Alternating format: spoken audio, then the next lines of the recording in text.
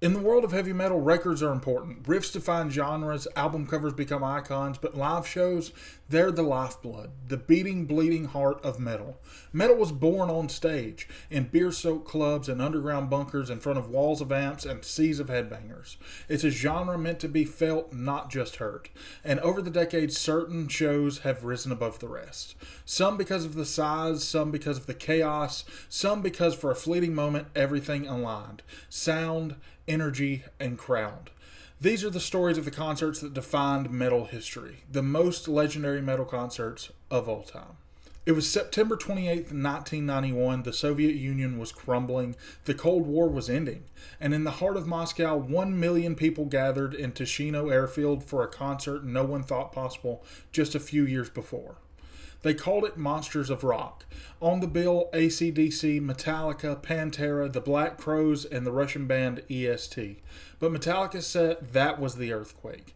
This wasn't just a concert, it was a political and cultural explosion. Soldiers stood guard not to prevent rebellion, but to hold back the sheer energy of the crowd. Tanks lined the perimeter, and yet the headbanging was pure liberation.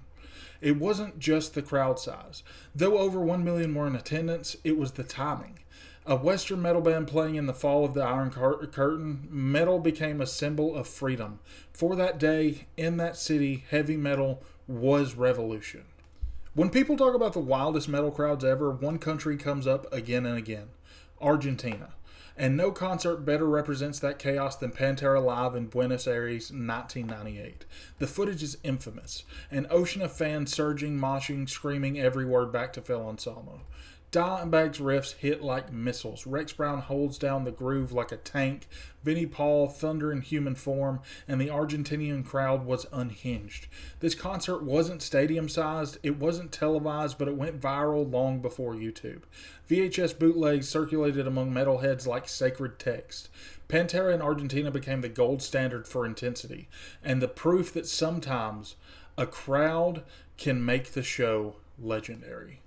If there's one concert that captures peak Metallica, fast, furious, and untouchable, it's Seattle 1989. Part of their Injustice for All tour, this performance was filmed across 2 nights at the Seattle Center Coliseum. And what they captured wasn't just a great metal show, it was Metallica in full force. James Hetfield was a snarling frontman, Kirk Hammett's solos were razor sharp, Lars played with power and precision, and Jason Newsted proved he wasn't just the new guy. Metallica in Seattle wasn't just a concert, it became the live Metallica document. The footage from this show, released later on VHS and DVD, influenced an entire generation of metalheads. It showed the band not just as thrash kings, but as live titans, capable of filling arenas with raw energy. Seattle 89 remains a time capsule of Metallica at their absolute live peak. Before stadiums, before mainstream dominance, just 4 guys tearing it up, no holds barred.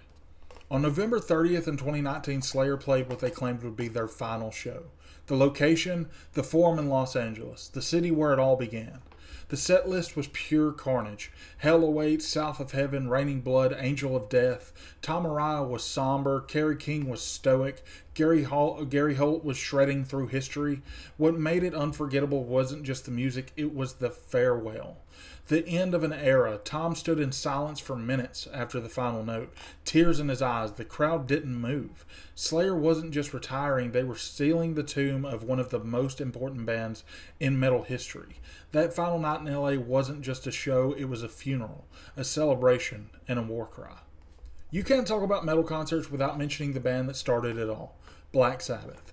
In '97, after years of rotating lineups, lawsuits, and drama, the original lineup, Ozzy, Tony Iommi, Geezer Butler, and Bill Ward, reunited for 2 shows in their hometown of Birmingham, England.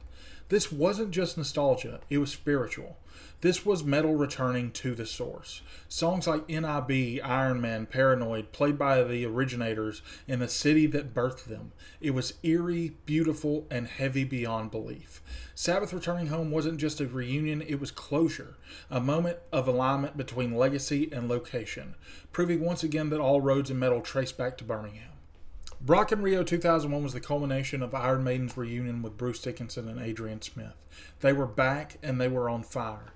Opening with The Wicker Man and closing with Iron Maiden and Sanctuary, the set list was packed. The crowd was deafening and the performance was flawless. Not only was this one of the largest metal shows ever, but it was captured on DVD, and that introduced a whole new generation to Iron Maiden. For many fans, Rock in Rio was the first real exposure to live heavy music. Slipknot is no stranger to chaos, but at Download Festival 2009, they reached another level entirely. They weren't just headlining, they were conquering.